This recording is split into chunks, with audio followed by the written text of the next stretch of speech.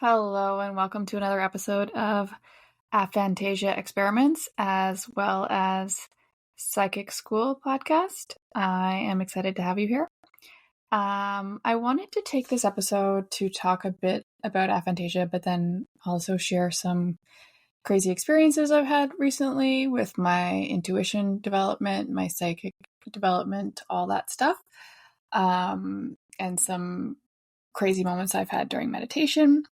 So I'm going to just start off with the aphantasia component because when I first learned I had aphantasia, I went on Facebook and I posted a question to my Facebook community, and I just said, if I say picture an elephant, what do you see? And a bunch of people responded, whatever. But I was talking to one of my best friends about this, and I just said, I can't picture a horse in my mind or an elephant in my mind or whatever. And she was with one of my other friends this past week, and they were talking about aphantasia.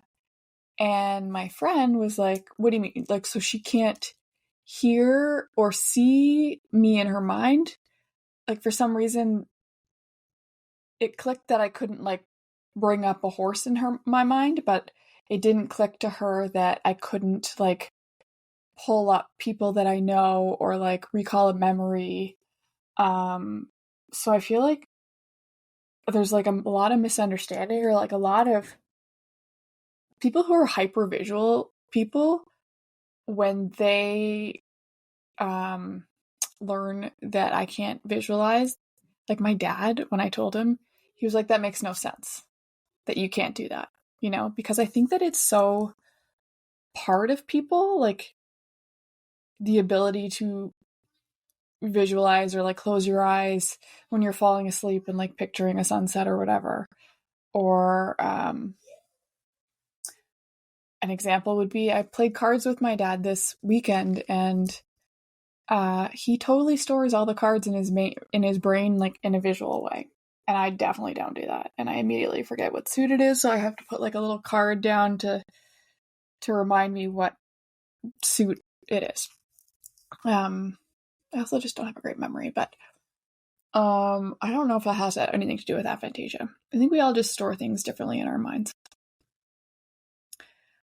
So this was one of my best friends, and we had talked about aphantasia before, but it literally just clicked in her mind when she was talking to another friend of mine who I'm very open about my aphantasia with.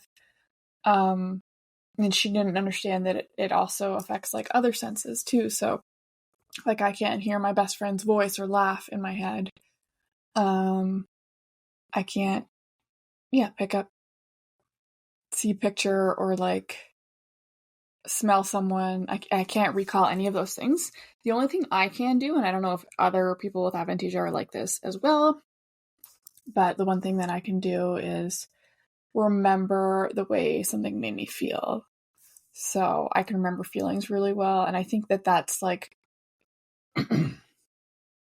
who I am. I'm a feeler. I feel things very deeply. I feel other people's emotions. I sense things. I know things. If we're going to go into your clair senses, I'm a clair knower. And I think it's because all of my other senses are completely off. So if you're listening to this and you have aphantasia and you're like, what's my superpower? I think that's it. I think that we just know more. And if you don't feel like you're a knower, because my husband also has aphantasia. And I'm sorry, my kids are screaming in the background now. I hope you can't hear them. I told them to be quiet, but they're not. So my husband has aphantasia, and he is not a knower of feelings. We're yin and yang in a sense. He's a left brain, I'm a right brain. Oh no, now my dog's gonna bark. Oh boy, this podcast is not going well, guys. Sorry. It's okay, Rosie. See, she sees a ghost right now. She's looking up above my shoulder. One second. And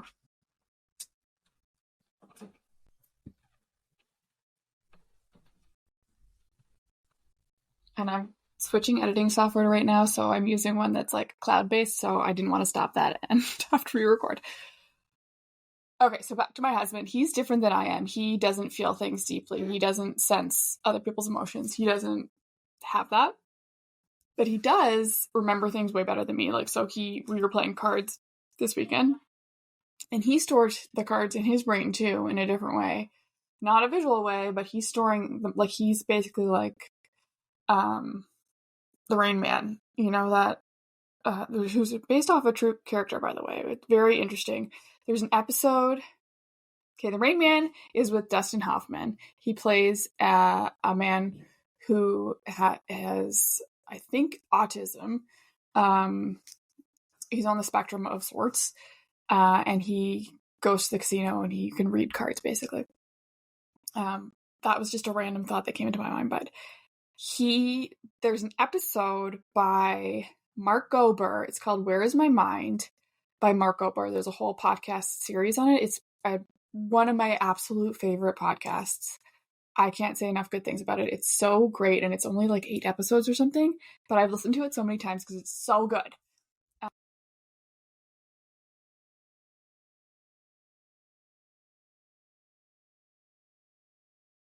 And it just kind of shows the guy that the movie was based off of, like a real person. I think like it's an episode. It's the episode on savants.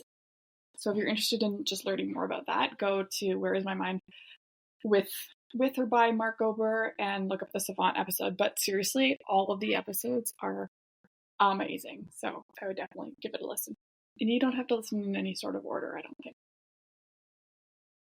So it used to kind of drive me crazy. My husband, who has aphantasia also, is hyper organized, and I'm hyper not organized. I'm hyper like ideas and creativity and intuition and all that stuff, like very feminine energy, and he's very, very just like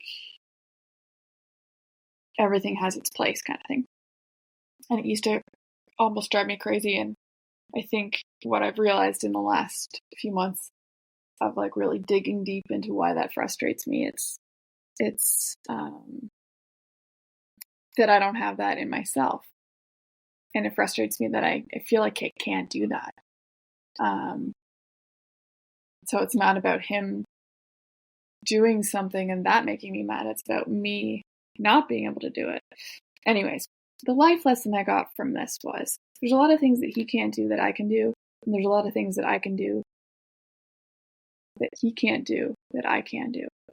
And relationships and friendships and families and everything are built on different types of personalities coming together and working as a whole, right? You have different people and we have all different minds, and our minds work in all different ways, and we all come together and make this planet function, sort of.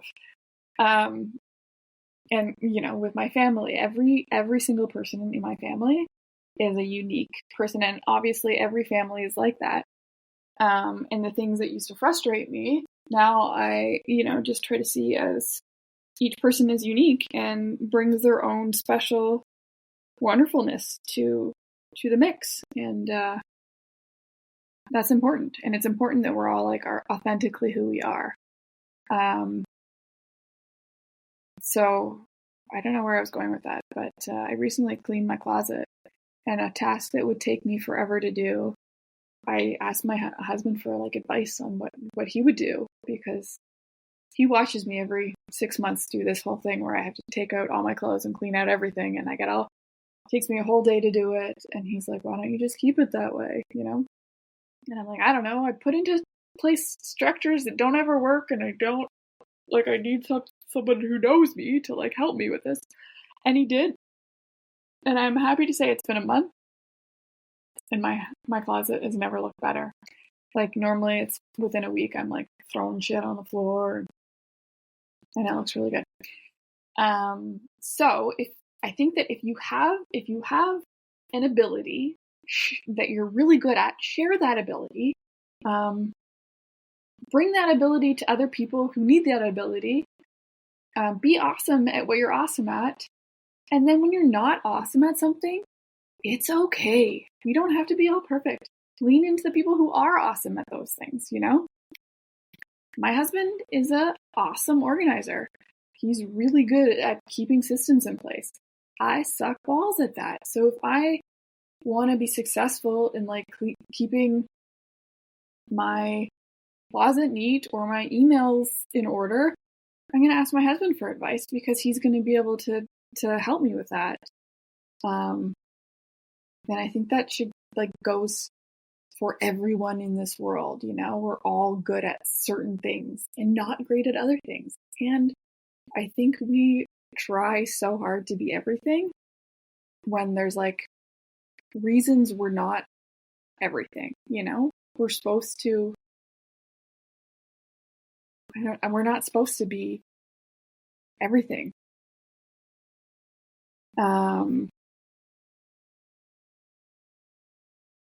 Sorry, I had an alert on my computer. I thought it wasn't recording for a second.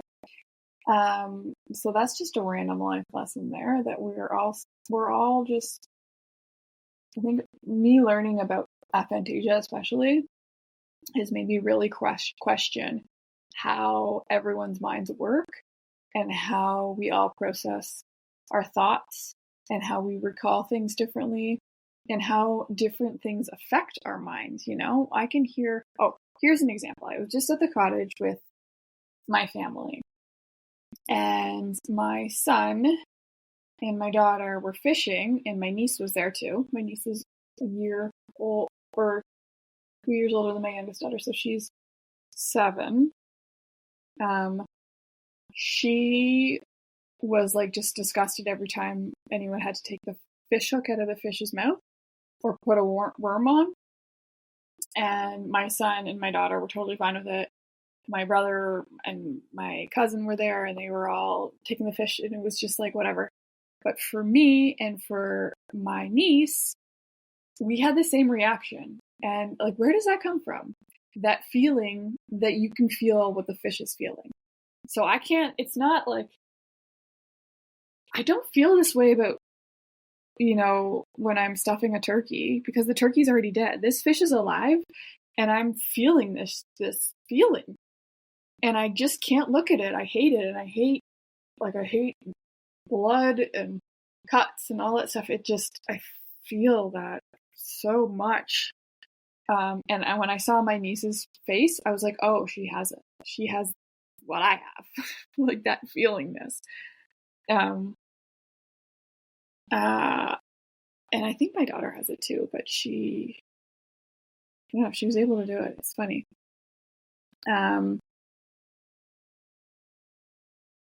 So what else did I want to talk about here? I feel like in the last like month, so I quit my job at the beginning of the summer. It's August now.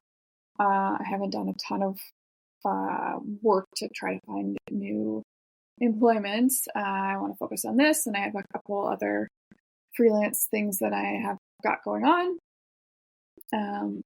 But it's really opened me up to, well, first of all, my kids are home for the summer, so it's not really like I have a lot of free time to myself. But the ability to not have the work stress in the back of my mind is the best thing for my brain. And I know that not everyone can do that, so that's like, it's like shitty thing to say, like, hey, you need to quit your job to like be able to like open up your mind. But I was in such a toxic work environment, and I finally got out of it. And as soon as I did, I swear my like psychic abilities have been opening up. I have these dreams where I'm like being taught these lessons, and they're like so profound. Every night I wake up, I'm like, I'm a different person.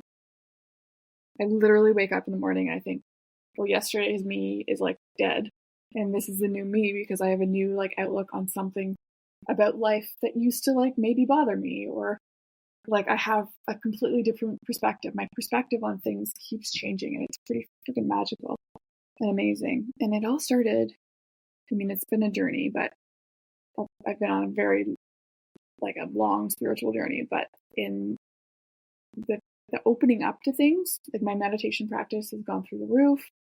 And just, yeah, being able to, like, regulate myself more. Everything's just been so much better since I was able to cut ties with my energy vampire, the boss. So, if you have the ability to, like, let something go to let more in, I think that it's important that you do that. That's another big lesson of mine. Like, you can't, if you're struggling at your job and you're, like, drowning, and you're just, like, waiting for the next job to come in so you don't have to drown anymore. It's like, it won't happen until you've, like, you know, been able to at least tread water, like, get out of the drowning stage. You have to, like, let something go to let more in. It's really important. And I've realized, like, that's so much since leaving my job. There's so many, like, even just, like, talking to people I haven't talked to in a while. Like, I've opened my head up to being able to, like, have good relationships and just be a better human being all around. So that's another life lesson. I recently got back from a trip to a cabin with my family. It was really a great experience. I think being around my family is really good for me because each person is such an individual. Every single person is completely different and special and unique, and everyone's brains process things differently. So it's kind of like an experiment when I'm there. Not an experiment, but, like, I'm a people person, so I'm just watching people and trying to understand everything and people and how things work and how people behave, and I don't know. I find human behavior very interesting. But on my way to the cabin, I was listening to a book, and they were doing a meditation, and I wanted to share it with you because I had such great luck with it for opening up my, like, for accessing source. I like to say accessing source. That's, like, when my mind goes into, like, a different dimension and I get these, like, profound downloads. They just get dumped into my head, or, like, solutions to a problem that I've been facing. It goes complete, like, I get the complete solution for the problem, That's what I call accessing source. I call it different things at different times, but currently, right now, accessing source. So in this book I was listening to, it described this meditation, and I did it when I was away, and it was really awesome. So what you do is you say a mantra in your head, and the mantra I say is really loud, or long, sorry. It's something that I used to do with my friend in grade 5. We used to stare at each other in a crawl space and say, I am you and you are me and we are together. And that's it.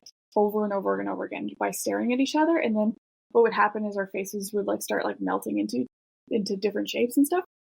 And so I don't know why we did this, but we would do this. And so that was the mantra that came to my mind. So I kept saying, I am you and you are me and we are together. I am in my head. Okay, so with aphantasia, I can't hear people's voices, but I can hear my own voice. So it's like my thought voice. So I say it. And in this meditation, what you're supposed to do is go up all your chakras. So you start at your root chakra and you picture a flower opening up, a red flower, and then you go up to your solar plexus, your orange, and then your solar plexus. I'm getting them mixed up, but you go up red, orange, yellow, green, heart, blue, throat, third eye chakra, violet, indigo, crown chakra. You go up each one and pretend the flower is opening up. Well, I have aphantasia, so I can't see the flower, but I can imagine, in a sense, that a flower is there. Like, what it would feel like, what it would look like. I can, like, put it together. It's not visual, but I can still do the exercise somehow. Okay? So I'm going up the red and I'm saying at the same time, this is where it's tricky. It's because your brain is doing so much. You're putting your brain you're making your brain like work out in a sense. So I'm saying in my brain, I am me, I am you, and you are me, and we are together. I am you, and you are me, and we are together. And I'm picturing, but not really picturing, a flower opening up. And I swear to you, I would do this. And as the flower was opening up at my root chakra, so not even going through all the chakras, which is what you're supposed to do, you do this on repeat. You just keep going through until you get to that source state. I was there before my whole root chakra flower had opened up because it takes so much focus and my mantra is so long. It's like, I don't know, it put me in a hypnotic state. And I was getting these like massive downloads and like these almost visuals, but not visuals. Like I saw this, again, it's a knowingness. I have a knowingness of a person or whatever. So I see, but don't see, a girl with like black pigtails, like a Wednesday Addams kind of character. I had that come in and then something else and something else. And I was like, whoa. And I did that every night at the cottage. And every morning I would like this meditation and it was so nice because I could hear the water and just like nature and then this meditation. And it took me there so quickly. So if you're looking for a way to like access that part of your mind, I feel like you need to make your brain do two things at once, like patting your head and rubbing your stomach kind of thing. So you're either like picturing something or trying to feel something and repeating something at the same time. And if you're not repeating something, you should be listening to something that's repeating something, like drum beats, singing bowls, something repetitive over and over again while doing something else with your brain. And then your brain, like it can't think. You're shutting your monkey mind off. You cannot think about your to-do list. You can only do this one thing, or two things, I should say. And then because that monkey mind is gone, it takes you to source and you're bada bing, bada boom. You're an open vessel to amazingness. So that was the meditation technique I wanted to share with you that I learned when I was away. And also when I was away, I was reading Tyler Henry's second book. I think it's the second book. Here and Hereafter, I think it's called. And I really enjoy what he has to say about a lot of things, especially about like the secret and like manifesting, that kind of stuff. We have very similar viewpoints in that manifesting isn't just about like saying a mantra or whatever. It's like it's the desire, but also the action. Like there's two parts to it. But there's so much that Tyler Henry says that I connect with, and like just even his journey. I'm almost 40, so his started much earlier than mine. But like the dreams about his grandma dying, or like he has more of a knowingness about stuff, and my visions, like my psychic stuff, is all a knowingness. It's never visual, except for the red balloon I saw. There are things, and I was just saying this to my friend this morning when I was on my walk this morning. I said, I wonder if a lot of people with aphantasia had some sort of psychic experience as a child and then completely shut things down.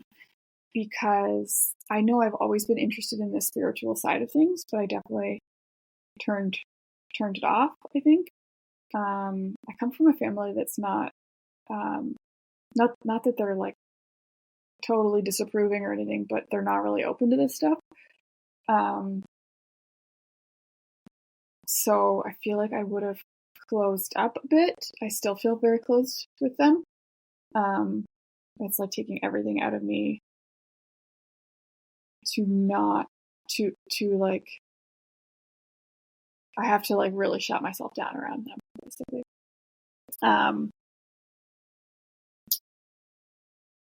But I wonder if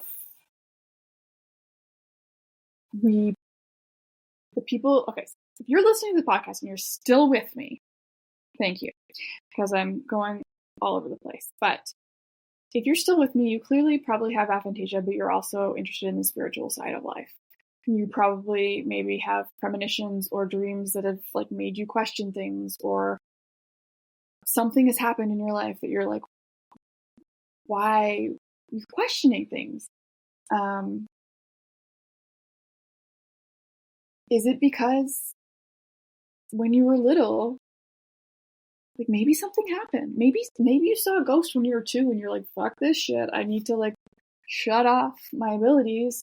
And that's why we even have aphantasia. I don't know. I definitely know that I feel connected to the other side, and I feel like I always have. But as a kid, I wouldn't have understood it like I do now. And I think that I would have probably purposely shut it down, you know? So that's just a theory. I have no way of actually knowing if that's true, but I do wonder if you have aphantasia and you're also very spiritual and like interested in learning about this stuff and like passionate about this stuff. Like, I'm curious what your childhood looked like. If you want to get in contact with me, please feel free to email me. You can email me at rofocreative@gmail.com. I would love to hear from you. I feel like I gave a lot of random stuff in this podcast. I hope you enjoyed it. I'm going to stop for now. I feel like there was more to say, but it'll come in another podcast. I appreciate you listening, and I hope you have a great day. And if you ever have any questions or want me to cover anything specific in this podcast, please let me know. I am all ears. And I love hearing from like-minded people. So feel free to drop me an email. Talk to you later.